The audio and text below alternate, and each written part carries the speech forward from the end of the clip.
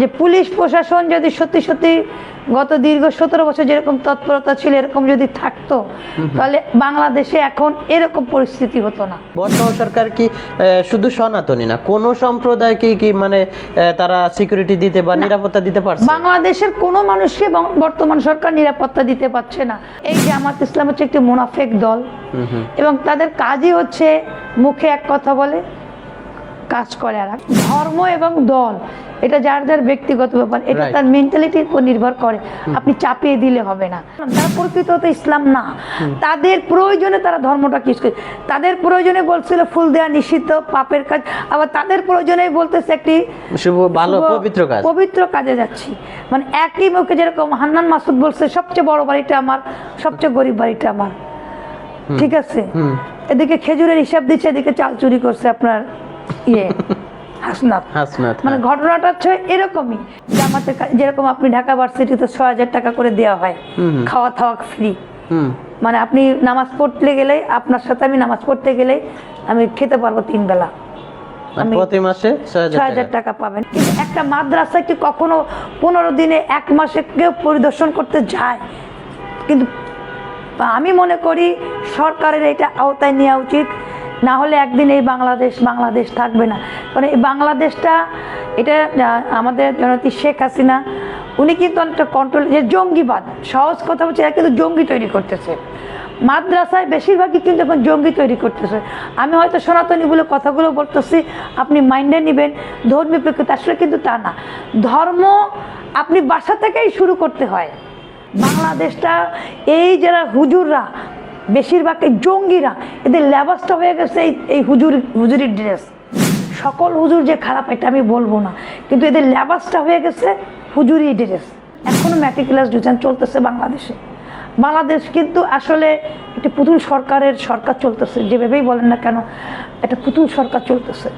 আমরা অতীতে দেখেছিলাম মির্জাফরের সেই সিরাজউদ্দৌলা যখন মেরে ফেলা হয়, তারপরে কিন্তু পুতুল সরকার হয়, সেই ব্রিটিশদের নিয়ন্ত্রণে চলতেছিল।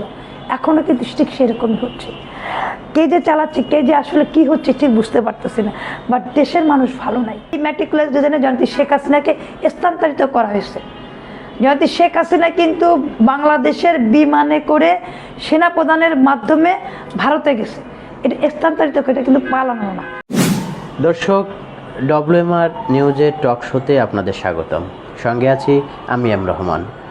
আমাদের সাথে আজকে আলোচনার জন্য যুক্ত আছেন বাংলাদেশ সুপ্রিম কোর্টের অ্যাডভোকেট চৈতালি চক্রবর্তী। চৈতালি চক্রবর্তী, আমাদের স্টুডিওতে আপনাকে স্বাগতম। আপনাকেও ধন্যবাদ এবং কৃতজ্ঞতা প্রকাশ করছি যে আমাকে এখানে আমন্ত্রণ করার জন্য।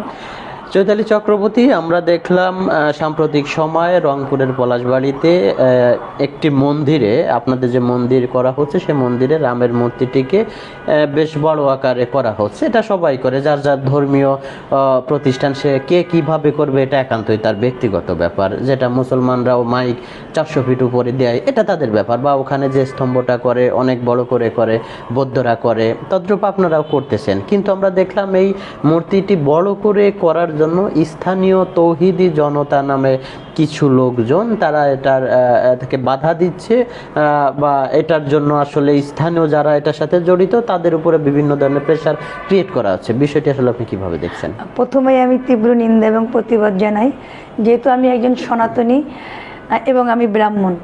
আমার হৃদয়ে রক্তক্ষরণ হচ্ছে এই কারণ যে তৌহিদি জনতারা তাদের যে ব্যানারটা টানিয়েছে, মানে রামের মূর্তির যে ব্যানার, ওই ব্যানারের ছবিতে তারা জুতা পিটা করতেছে। আসলে বাংলাদেশে একমাত্র ধর্মীয় যে আইনগুলো প্রয়োগ করা হয় সেটা শুধুমাত্র মৌলবাদী বা ইসলামবাদীদের। কারণ আপনি বৌদ্ধদের নামে এখানে ইসলাম তো অনেকেই, তো ইসলাম মানেই তো মৌলবাদী না, এটা কি বলাটা আসলে প্রাসঙ্গিক? মানে জামাত ইসলাম, তৌহিদি জনতার সমন্বয়, এদের কথা বলতেছে। এরা একটি গোষ্ঠী আছে এবং এদের আবির্ভাবটা হয়েছে জামাত ইসলাম থেকে। মানে আপনি তৌহিদি জনতা বলেন এটা জামাত ইসলাম, আপনি সমন্বয়ক বলেন এটা জামাত ইসলাম, আম জনতা বলেন এটাও জামাত ইসলাম। মানে টোটাল জামাত ইসলামেরই, মানে ইসলামটাকে প্রয়োগ করাটা বাণিজ্য করা বা তাদের নিজস্ব কাজে লাগানোর জন্য বিকৃত করা, জাস্ট থ্যাংক ইউ, বিকৃত করা হচ্ছে এদের একটি গোষ্ঠী।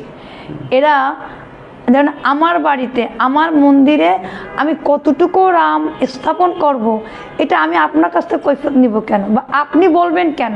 আপনি কে? আপনি আমার মন্দিরে এসেন না, আপনাকে তো আমার মন্দিরে নিমন্ত্রণ জানাচ্ছি না। আপনার ভালো লাগলে আসবেন, আসতে নিষেধ করছি না। আপনার ভালো লাগলে আপনি আসলেন, দেখলেন, ভালো না লাগলে আপনি এটা তো আসলেন না। বাংলাদেশে হয়। হ্যাঁ, আপনার পূজাতে মুসলমানরা যাচ্ছে, আমাদের আবার তো মুসলমানের আমাদের বাড়িতে যত এটা তো উঁচু করে- আমাদের একটা মানে এটা সম্প্রীতির একটা জায়গা। আমাদের ধর্মীয় কালচার হচ্ছে যত উঁচুতে আপনি দেবতা স্থাপন করতে পারবেন, দেবতা তত তার মানসিক শান্তিটা লাভ হয়। তা আমরা সকলেই মনে করছি আমরা রাম প্রতিষ্ঠা করব। আর দেশের প্রতি যে ভালোবাসাটা, এটা কিন্তু আমরা রামের থেকেই শিখেছি। এই যে দেশের প্রতি ভালোবাসা আমরা রামের কাছ থেকে শিখেছি। এই যে রাম স্থাপন করতেছি, আমাদের কিন্তু উনি ভগবান। আমাদের প্রতিটা যুগে যুগে কিন্তু ভগবান বিভিন্ন রূপে অবতার হিসেবে ধারণ করেছে। তাই রামও আমাদের একটি ভগবান মূর্তি। এবং আমার এলাকায় আমার মন্দিরে আমি এটা স্থাপন করব, এটা তৈরি জনতা বাধা দিচ্ছে। প্লাস তারা সেই ছবি পোস্টার বানিয়ে সেখানে পাবলিকের সামনে জুতা নিক্ষেপ করতেছে এবং আইন প্রশাসন নীরব হয়ে আছে। আইন প্রশাসন কিন্তু কোনো অবস্থাতেই কোনো ভূমিকা পালন করতে পারছে না। এখানে কি আপনাদের পক্ষ থেকে বা স্থানীয়ভাবে কি প্রশাসনের কাছে কোনো অভিযোগ দায়ের করা হয়েছে? অনেক কিছু করা হয়েছে। মানে এই আপনি বলেন, এটা তো এখন বর্তমান যে যুগ, সাথে সাথে অ্যারেস্ট, সাথে সাথে অনেক কিছু করা যায়। এই তৈরি জনের যে জুতা দিয়ে পিটাচ্ছে, আপনারা নিশ্চয় দেখেছিলেন আমাদের দীপুচন্দ্র দাস বলেছিল নবীজি সম্পর্কে বাজে কথা বলে, যদিও সেটা প্রুভড হয়েছে যে তিনি বলেন, পুলিশ প্রশাসনও বলেছেন। বাট টাকা পাওয়ার একটি ভিন্ন কৌশলে নবীজির নাম দিয়ে আম জনতা বলেন কিংবা তহিদি জনতা বলেন কিংবা সমন্বয়ক বলেন, এরা কিন্তু একটি ঘটনা ঘটিয়ে জীবন্তভাবে পুড়িয়েছে।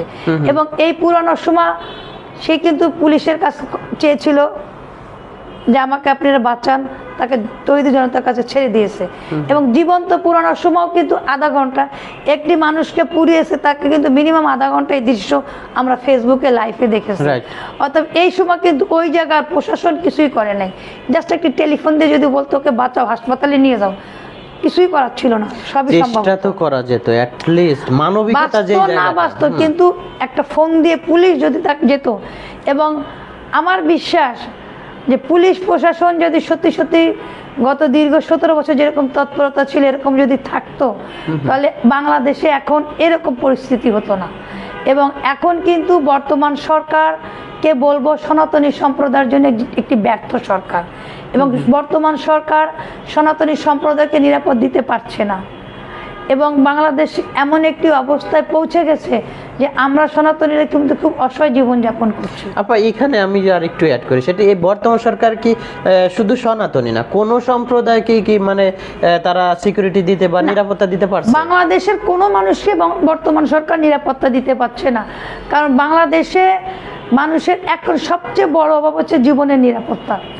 বাংলাদেশের মানুষ এখন ঘরের মধ্যে থাকলেও ঘুমালো সে আতঙ্কে আছে যে এই বুঝি তৈরি জনতা আমার বাসার মধ্যে ঢুকে যাবে। এই যে আপনি বলছিলেন যে জামাত ইসলামের আপডেট ভার্সন হচ্ছে তৌহিদি জনতা, তো এই তৌহিদি জনতাকে কি মানে নির্মূল করা বা তাদেরকে ধরেন যে আপনার প্রশাসনিকভাবে তাদের বিরুদ্ধে আইনানুগ ব্যবস্থা নেওয়া, এরকম কোনো উদ্যোগ অনেক আছে। আমরা তো হিন্দু সংরক্ষিত আইন বা সুরক্ষা আইন আমরা চেয়েছি। এই যে তৌহিদি জনতা, যেটা আমি বললাম দীপুর পুরো মেরে ফেললো, তার কিন্তু কোনো বিচার হয়নি। বা ওই সময় অনেক জনগণ যখন একত্রিত হয়ে মিছিল মিটিং করলো সকলেই, তখন তাকে অ্যারেস্ট করলো, ওইটাই শেষ। আবার সে বেরিয়ে গেল, এখানেই শেষ। এর আর কোনো কিছু এইটাকে ইস্যু করে কি আপনারা নতুন করে কোনো মামলা বা অভিযোগ দায়ের করেছেন বা এরকম? আসলে দায়ের তো করা হয়েছিল দীপু হত্যা, কিন্তু একটা মামলা রুজু করা হয়ে গেল, ওই মামলাটা নিষ্পত্তি না পর্যন্ত তো আর কিছু করা যায় না। এই জন্যই আইনের একটা ফাঁক আছে এবং এই ফাঁকেই অনেক কিছুই সম্ভব। এটাও ঠিক সেরকমই হয়েছে। মানে এটা এখানেই শেষ, সে বেরিয়ে গেছে, এটাই শেষ। মানে আমি বলতে চাচ্ছি বর্তমান মানে আমাদের ধর্মীয় যে কৃষ্টি কালচারের যে বর্তমান তৌহিদি জনতা, এটা হচ্ছে জামাত ইসলাম এবং এই জামাত ইসলাম হচ্ছে একটি মুনাফিক দল এবং তাদের কাজই হচ্ছে মুখে এক কথা বলে কাজ করে আর এক। যেরকম তারা বিভিন্নভাবে নাটক দেখিয়েছে, আমাদের পুজোর সময় আমাদের মন্দির পাহারা দিচ্ছে, ওই সময় ধর্ষিত হয়েছে আমাদের বোনেরা, ওই সময় পুজোতে বিভিন্ন বিশৃঙ্খলা ঘটনা ঘটিয়েছে। মানে এরকম বিশৃঙ্খলা যে তারাই প্রথম যে আমাদের মন্দিরে ঢুকে আপনি ধর্ম এবং দল এটা যার যার ব্যক্তিগত ব্যাপার, এটা তার মেন্টালিটির উপর নির্ভর করে, আপনি চাপিয়ে দিলে হবে না। সে ওখানে আমাদের মন্দিরে যে জামাত ইসলামের একটি গ্রুপ ইসলামকে আহ্বান করেছে, ইসলামকে গ্রহণ করো এরকম গজল গেয়েছে। কি ইসলাম গ্রহণ করবে? মানে জামাত ইসলাম কি কোনো ইসলাম আপনার কাছে কি মনে হয়? আমি শোনেন, ফখরুল ইসলাম যেরকম ইসলাম নয়, নীল নদের পানি যেমন নীল নয়, জামাত ইসলামও তেমন ইসলাম নয়। তাদের ধর্ম কি গ্রহণ করবে মানুষ? আমি তো সেটাই বললাম যে তারা এমনভাবে ভাবটা করতেছে যে তারাই শরিয়া, আর একটা কথা হচ্ছে শরিয়া আইন চাচ্ছে তারা। কিন্তু এই শরিয়া আইনটাকে, এই যে শরিয়া আইন এখন কিন্তু বর্তমানে কিন্তু প্রশাসনের শরিয়া আইন চলছে। আপনি আমলি করছেন বা আপনার সাথে আমার দ্বন্দ্ব হয়েছে, আপনাকে কুচু করতেছে। এবং এটা না, শরিয়া আইনে তো এটা নাই আপা। তারা তো এটাই বলছে শরিয়া আইন, আপনার পরে আমার রাগ হয়েছে ধর্ষণ করতেছে, এটাই তো শরিয়া আইন। এটা আমরা প্রশাসন বলতে কি বুঝি? আপনি একটা অপরাধ করতে পারেন, আপনার শাস্তি অবশ্যই আমি মনে করি যারা বিভিন্ন কাজ করে তাদের শাস্তি হবে। সেটা কি ক্ষেত্রে? আইনের প্রক্রিয়ায় আপনাকে অ্যারেস্ট করা হবে, আপনার পরকে মামলা করাবে এবং আপনার সুযোগও দেওয়া হবে আপনাকে আইনজীবী রক্ষা করার জন্য, সেটাও দেওয়া হবে, সুযোগ দেওয়া হবে যে আপনি প্রুফ করেন। এটাতে দীর্ঘমেয়াদী সময় হলেও প্রুফ করতে পারতেছে, উপর পক্ষে সমান অধিকার আছে। আর এই শরিয়া আইনটা হচ্ছে আপনি ধর্ষণ করছেন, মানে আপনার বাবা আওয়ামী লীগ করছে, আপনাকে এখন এই শরিয়া অনুযায়ী টুকরো না, শরিয়া আইনের কোথাও এরকম কোনো বিষয় নাই নেই, কিন্তু তাতে শরিয়াটাই বলতেছে। তারা শরিয়া আইনটা তাদেরকে, যেরকম আপনাকে বলি ফুল দেয়া তাদের কাছে ছিল এটা শরিয়া মোতাবেক নিষিদ্ধ, পাপের কাজ জামাতের কাছে। এবং একজন যখন প্রশ্ন করলো যে আপনারা ফুল দিতে, তখন কিন্তু সে বলতেছে একটা পবিত্র কাজে যাচ্ছি একটি পবিত্র কাজে যাচ্ছি, আপনি বাধা দিচ্ছেন কেন? মানে ওই ফুল দেওয়াটা তখন পবিত্র কাজ হয়ে গেল। যদি শেখ হাসিনার আমলে যখন ফুল দেওয়া হতো তখন ছিল এটা ধর্মীয় নিষিদ্ধ, কিন্তু এখন তারা বিরোধী দল হিসাবে এখন বুঝতে পারছে মানুষ অনেক দূর এগিয়ে গেছে, মানুষ কুসংস্কার আচ্ছন্ন একটি মানুষ, এখন এত দূর মানুষ এগিয়ে গেছে যে মানুষ কিন্তু কুসংস্কার ত্যাগ করতেছে। অর্থাৎ তারা বুঝতে পারতেছে যে না, একজন শ্রদ্ধাশীল ব্যক্তি, জাতির পিতা, বা যারা বাংলাদেশকে দেশের জন্য শহীদ হয়েছেন 15 ফেব্রুয়ারিতে, এইসব আমার ছেলেদের কারণেই আমরা আজকে বাংলাদেশ পেয়েছি, বাংলায় কথা বলতে পারছি, সার্বভৌমত্ব পেয়েছি। অর্থাৎ এদেরকে ফুল দেওয়া উচিত। এই হিসেবে অনেকে যখন দেওয়া শুরু করছে তারা বুঝছে যে তারা পিছিয়ে আছে, তাই কিন্তু তারা গিয়েছে তাদের কাছে। তারাই তো তাদের মতো করে যে দুই রকমের আচরণ করছে না, মানে তাদের প্রয়োজনে ধর্মটা প্রয়োগ করছে। আমি তো এটাই বললাম, তারা প্রকৃত তো ইসলাম না, তাদের প্রয়োজনে তারা ধর্মটা কি করে, তাদের প্রয়োজনে বলছিল ফুল দেওয়া নিষিদ্ধ, পাপের কাজ, আবার তাদের প্রয়োজনে বলতেছে একটি ভালো পবিত্র কাজে যাচ্ছি। মানে একই মুখে, যেরকম হান্নান মাসুদ বলছে সবচেয়ে বড় বাড়িটা আমার, সবচেয়ে গরিব বাড়িটা আমার, ঠিক আছে, এদিকে খেজুরের হিসাব দিচ্ছে, এদিকে চাল চুরি করছে আপনার হাসনাত। মানে ঘটনাটা হচ্ছে এরকমই যে তারা বলতেছে তারা বলতেছে যে আমাদের মন্দির পাহারা দিছে, কিন্তু আমাদের মন্দিরে বসে ইসলাম গ্রহণ করার জন্য আহ্বান জানাচ্ছে, আমাদের মন্দিরে বসেই তারা ধর্মীয় বিশৃঙ্খলা করেছে, আবার তারাই ধর্ষণ করেছে, আবার আমাদের মন্দিরের মূর্তি ভাঙতেছে। এই প্রশ্নটাই আপনাকে আমি করতাম। তারা একটি মুনাফিক দল। হ্যাঁ, এই প্রশ্নটাই করতাম যে একই সাথে তারা মন্দির পাহারা দিচ্ছে, আমরা দেখেছিলাম ঢাকঢোল পিটিয়ে অনেকটা আয়োজন করে 5ই আগস্টের পরবর্তী সময় আমরা দেখলাম তারা মন্দির পাহারা দিচ্ছে, পাশাপাশি একই সাথে মাজার পোড়ানো হচ্ছে। আবার আপনাদের সেই মন্দির পোড়ানো না, মাজার থেকে মৃত মানুষ বের করে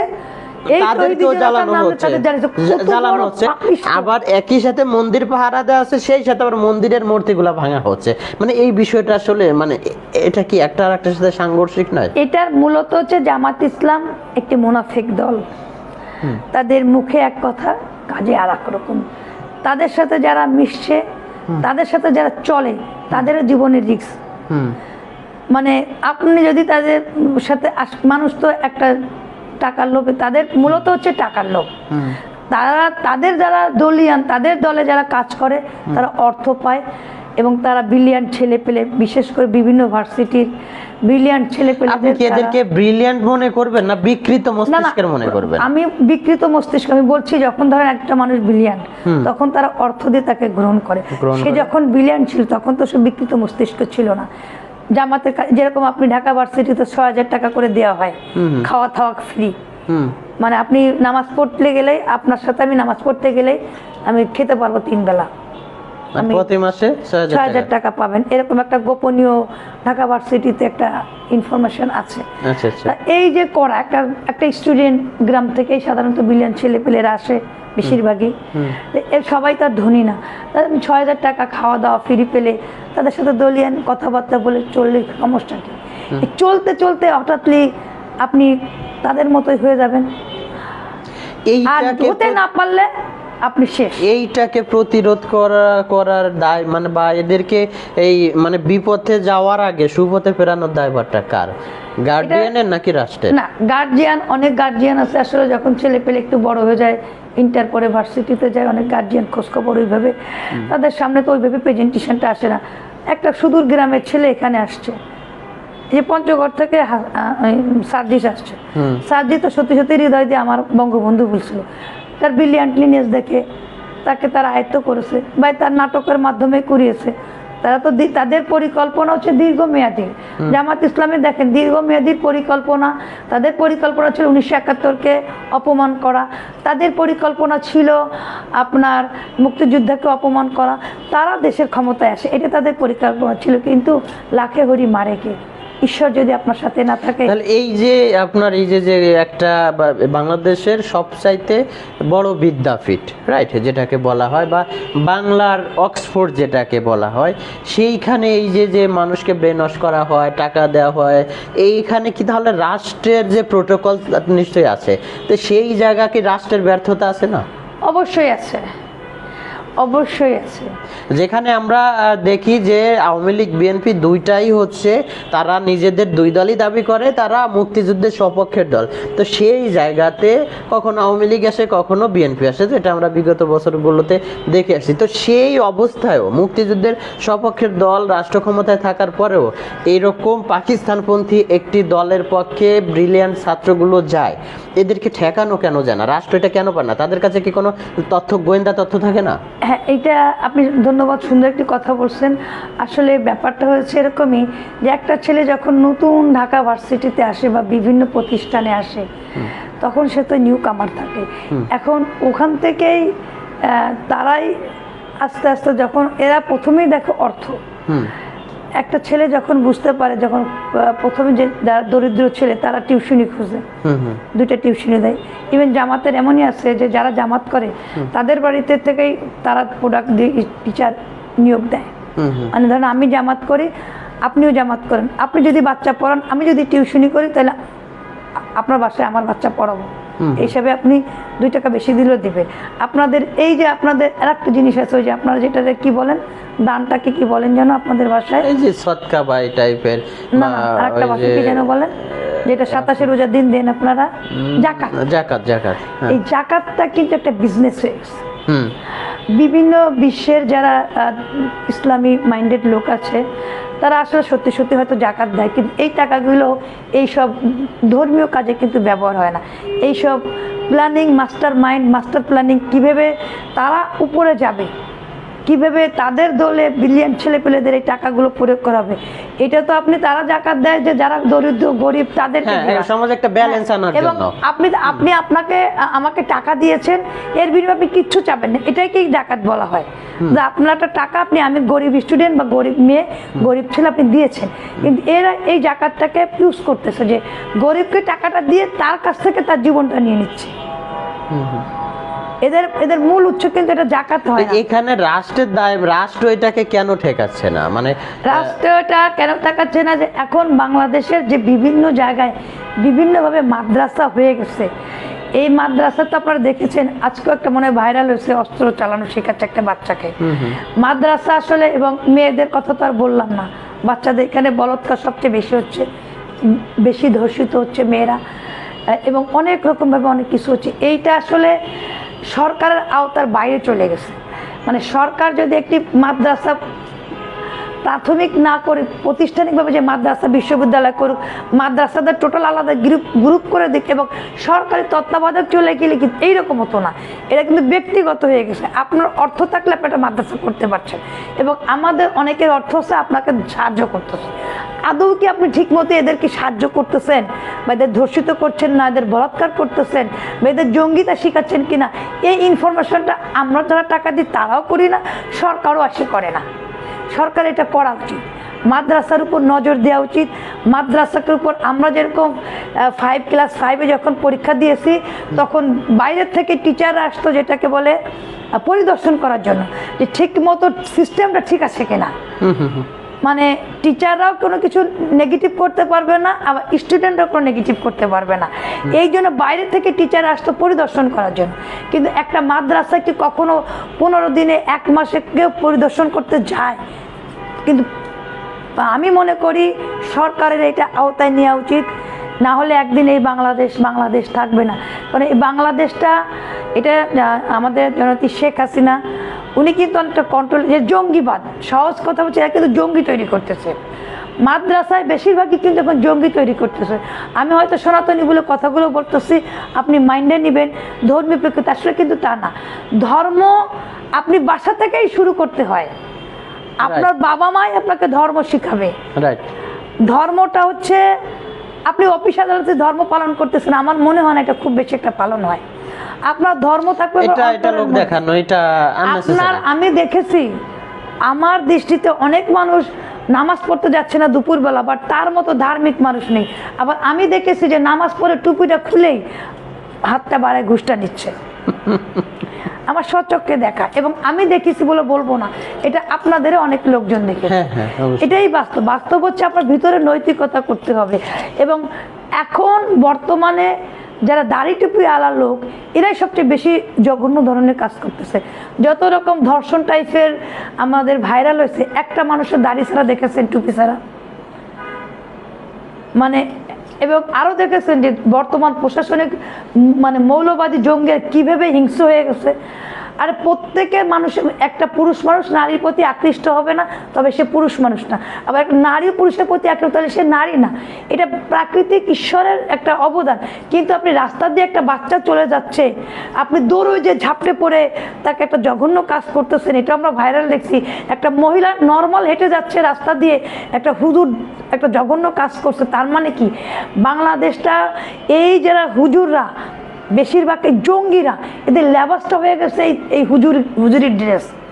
সকল হুজুর যে খারাপ এটা আমি বলবো না, কিন্তু এদের লেবাসটা হয়ে গেছে হুজুরি ড্রেস, মানে ড্রেসটাই কলঙ্কিত করে ফেলছে। জি, আমি যদি এখন আপনার ওই জায়গাটা ফিরে আসি, যে আপনার রংপুরে যেটাতে আমরা আলোচনাটা শুরু করেছিলাম, আপনার যে এখানে রাম মন্দিরটা হচ্ছে, রামের মূর্তিটাকে বড় করার জন্য এখানে স্থানীয়ভাবে যেভাবে প্রেসার ক্রিয়েট করা হচ্ছে, হুমকি ধামকি দেওয়া হচ্ছে, জুতা পেটা করা হচ্ছে, এই বিষয়টি নিয়ে আসলে আপনি রাষ্ট্রের কাছে আসলে আপনার মানে চাওয়া পাওয়ার, রাষ্ট্রের কাছে চাওয়া পাওয়া হচ্ছে যে আপনারা আমাদের সনাতনীদের নিরাপত্তা দিন। কারণ আমাদের হৃদয় রক্তকরণ হচ্ছে যার যার ধর্ম তার কাছে শ্রেষ্ঠ। এবং এই বাংলাদেশটা এমন একটি দেশ ছিল যেটা সম্প্রীতির দেশ, এবং বিশ্বের সবচেয়ে, যদি কোনো দেশের সম্প্রীতি থাকে সেটা বাংলাদেশ। এবং জয়ন্তী শেখ হাসিনার আমলে আমরা এই বাংলাদেশটা দেখেছি, অনুভব করেছি।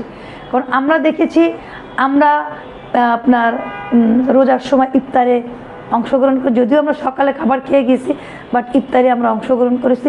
আমরা দেখেছি আমাদের অনেকে, আমি নিজেও দুপুরে লাঞ্চ করতাম না, ইফতার একসাথে করব।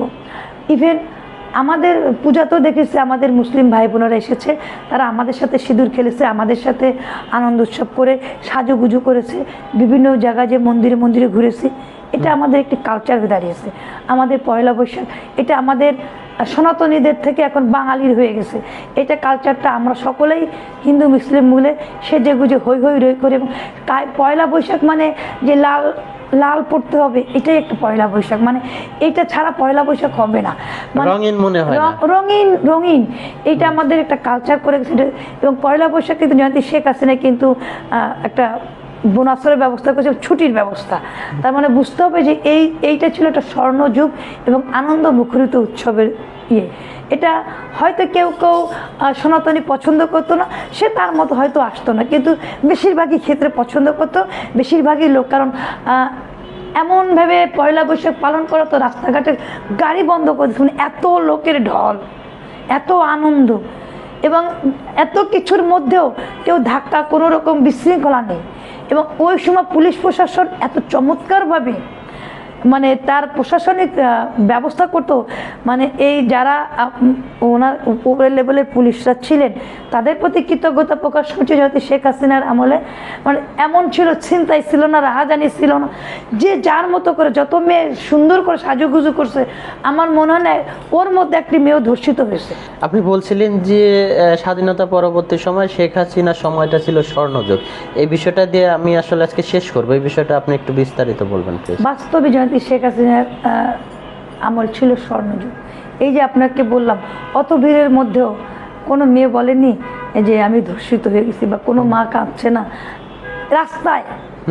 আর এখন কি হচ্ছে, ঘরের মধ্যে যে ধর্ষণ করছে, ফাঁকা রাস্তায় যে ধর্ষণ করতেছে, বাড়িতে নিরাপত্তা পাচ্ছে না, এরকম দৃশ্য তো আমরা দেখেছি। বাড়ির ভিতরে ঢুকে ধর্ষিত করে ভিডিও করেছে। এই যে ছোট ছোট বাচ্চারা, এটা তো আর বলতে চাই না যে কি ধরনের ঘটনা ঘটছে, ধর্ষণ করে লাশটাকে কেটে ফেলছে ছোট্ট একটা বাচ্চা।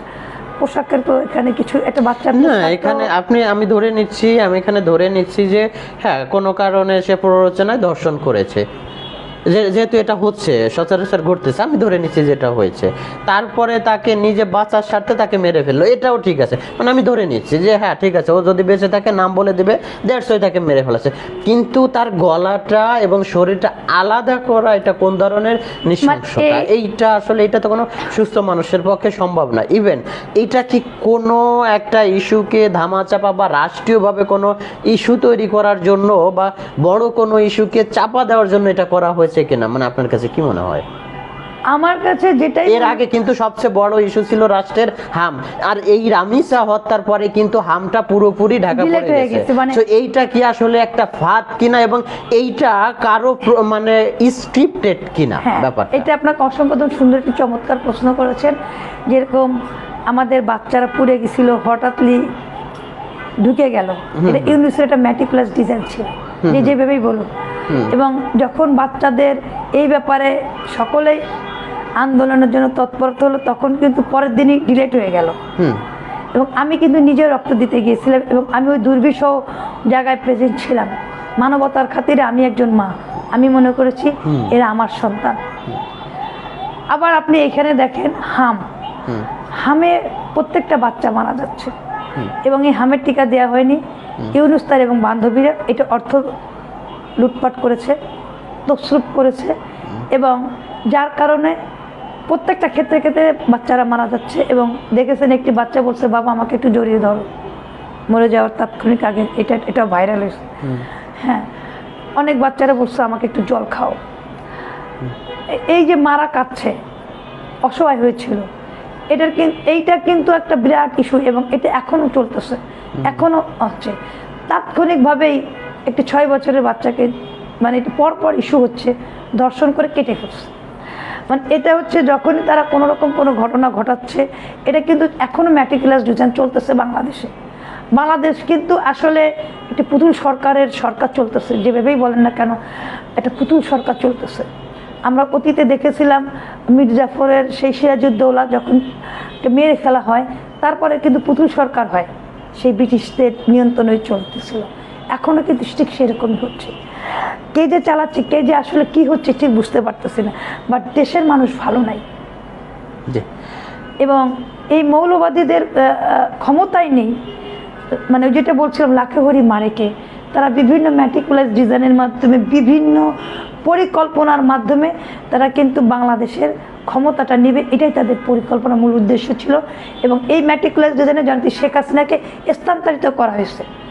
জয়ন্তী শেখ হাসিনা কিন্তু বাংলাদেশের বিমানে করে সেনাপ্রধানের মাধ্যমে ভারতে গেছে, এটা স্থানান্তরিত করে, এটা কিন্তু পালানো না। যদি শেখ হাসিনা সেই সময় যদি যুবলীগ, স্বেচ্ছাসেবক লীগ, আওয়ামী লীগ, মানে কৃষক লীগ সবাইকে ডাকতো, তাদের নেতাদের, তোমরা চলে আসো, তখন কিন্তু মানুষ, আওয়ামী লীগের জোয়ার, তখন কিন্তু এরকম দিন হবে এটা না বুঝলেও মানুষের কিন্তু জোয়ার বসে যেত, একটা ভিন্ন রকম পরিবেশ হতো বাংলাদেশে। যদি শেখ হাসিনা তাদেরকে বাঁচিয়ে কিন্তু স্থানান্তরিত হয়ে চলে গেল। জি, আপনাকে ধন্যবাদ। দর্শক, আমাদের সাথে এতক্ষণ থাকার জন্য আপনাদেরকেও জানাচ্ছি ধন্যবাদ। অবশ্যই আমাদের যে আলোচনাটা হলো, আলোচনাটা আপনারা দেখবেন, শুনবেন, আপনাদের নিজস্ব কি মতামত আছে সেটাও আমাদের জানাবেন, কারণ আপনারা যদি মতামত দেন তাহলে পরবর্তী শোতে আমরা সেই বিষয়গুলো নিয়ে আবার নতুন করে আমরা তুলে ধরতে পারবো। আমরা যে বিষয়গুলো নিয়ে আসলে আজকে কথা বললাম, আমরা দেখলাম হিন্দুদের একটি রাম মন্দির হচ্ছে রংপুরে, সেখানে রামের মূর্তিটাকে একটু বড় করে করার জন্য সেটাকে বাধাগ্রস্ত করা হচ্ছে। তৌহিদি জনতা নামে যে আবির্ভাবটা হয়েছে 5ই আগস্টের পরে বাংলাদেশের মাটিতে, তারাই মূলত এই কাজের পিছনে আছে। সেই সাথে আমরা আরও একটি বড় ইস্যু যেটা কিছুদিন আগে ছিল, এখন পর্যন্ত এই হামে শত শত শিশু মারা যাচ্ছে, যেটা এখন কিন্তু আলোচনার একেবারে বাহিরেই চলে গেছে। আর এই হাম ইস্যুটা কিন্তু সেদিনই আলোচনার বাইরে চলে গেছে যেদিন রামিসাকে ধর্ষণ করে হত্যা করার পরে গলা কেটে দুভাগ করা হয়। এখানে আমার একটা প্রশ্ন হচ্ছে, একটা শিশুকে ধর্ষণ অনেকে মানে যে কোনোভাবে হোক, প্ররোচনার মাধ্যমে হোক, আর নিজে মানে তার নিজের বিকৃত মস্তিষ্কের অধিকারী হোক, যে কোনো কারণেই হোক ধর্ষণ করতেই পারে, যেহেতু এটা আমাদের দেশে অ্যাভেলেবেল এই সময় হচ্ছে।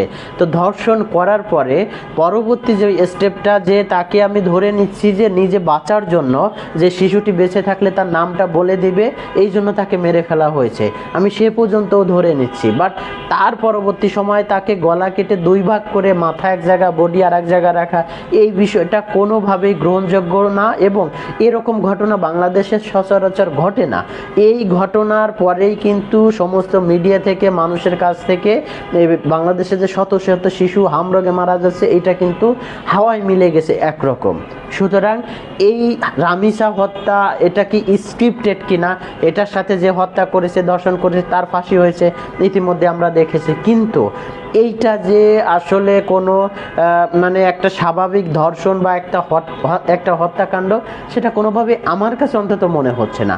যদি আপনাদের কাছে মনে হয় যে এটা স্বাভাবিক, অথবা আপনাদের কাছে যদি মনে হয় যে এটা হাম ইস্যুটাকে ধামাচাপা দেওয়ার জন্য ইউনূস এবং তার গংদের সেভ করার জন্য তাদেরকে মানে এইখানে যে তাদের উপরে যে দায়ভার চাপানো হচ্ছিল সেটা থেকে রক্ষা করার জন্য এই ঘটনাটা ঘটানো হয়েছে কিনা, সেটা আপনাদেরও একটু আসলে বিবেচনায় নেওয়া দরকার। আপনারা আপনাদের মতামত জানাবেন। ভালো থাকুন, সুস্থ থাকুন, ধন্যবাদ।